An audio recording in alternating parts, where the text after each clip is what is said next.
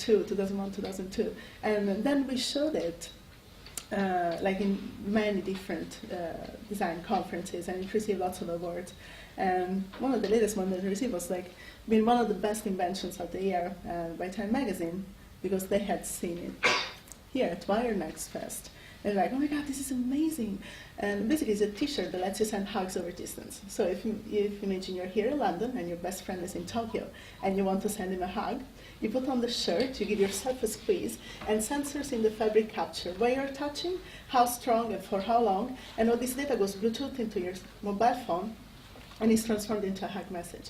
And when your friend back in Tokyo receives this message, it says, there is a hug for you, you want to feel it? And your friend says, yes, of course. And their shirt is going to get warm and vibrate in the same area that you touched on your shirt. So if you just give yourself a pat on the shoulder, your friend gets a pat on the shoulder. If you give yourself a whole bear hug, they're going to get a full body hug. And I think that was most difficult to do is like all these years, is that it's not that we couldn't build it, it's just that mobile phones weren't smart enough to actually have the right way of receiving our data. They were too slow or too clumsy. And also that some of the materials to build these shirts, we had to come up with. They just didn't exist. And so rather than bringing to the market a product that was full of wires and really clumsy and really uncomfortable, we just waited and waited and waited until finally, yes, success, we can actually build these. And I would have loved to bring one today, but actually we're finishing to build them for an exhibition that starts in a couple of weeks.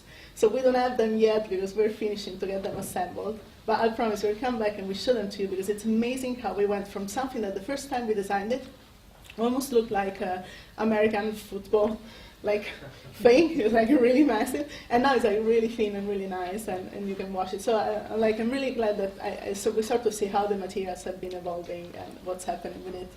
And another thing that we designed was this mobile phone dress.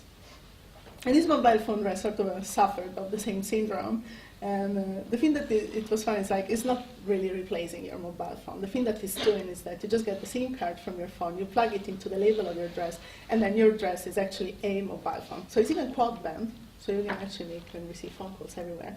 The only thing that does do is that you can answer phone call mostly, you just receive them, because you can just call one person. So you either make it a taxi or your boyfriend or someone that comes to pick you up if you are somewhere lost. And the other thing that is nice is that the antenna is actually on the hem of the skirt, so it's on your knees.